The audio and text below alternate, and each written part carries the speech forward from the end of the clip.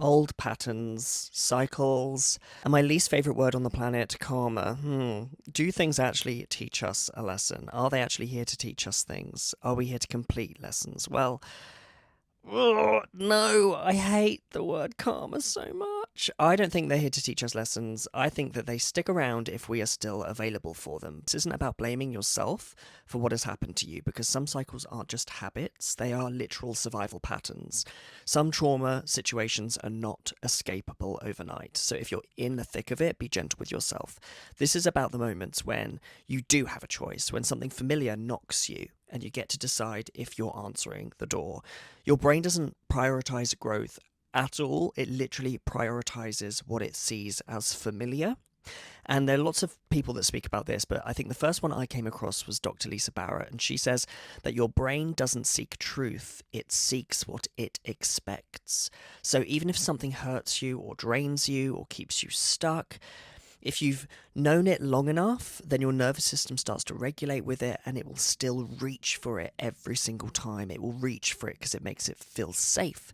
That's why the same patterns show up, because of safety, because it assumes it is safe, because it knows it. Same dynamics, but different people, same struggles, but different jobs, different living situations.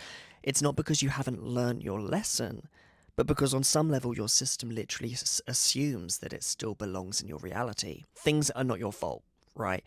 You have a part to play, but your brain and your body are wired to protect you in the best way that it knows how. So the goal isn't to blame yourself, it's completely the opposite. It's to recognize where you can shift when you are ready.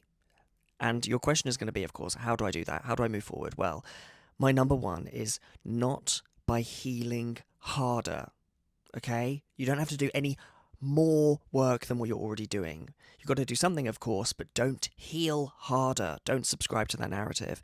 And also don't wait for a final test from karma or the universe, because that's just stagnicity. It's not going to happen. All you have to do, I think, is don't be a match for the vibration. Refuse to engage. And I don't mean forcing yourself to feel safe overnight. I mean by giving yourself time to understand where your safety needs can be found. You rewire safety when you accept that what's new, what is coming up, won't feel safe at first. That's the normal. And then you can stop struggling as proof that you're earning the breakthrough. And then you can let your body acclimatize to freedom instead of chaos. So you don't break cycles by fighting them, you break them by understanding them.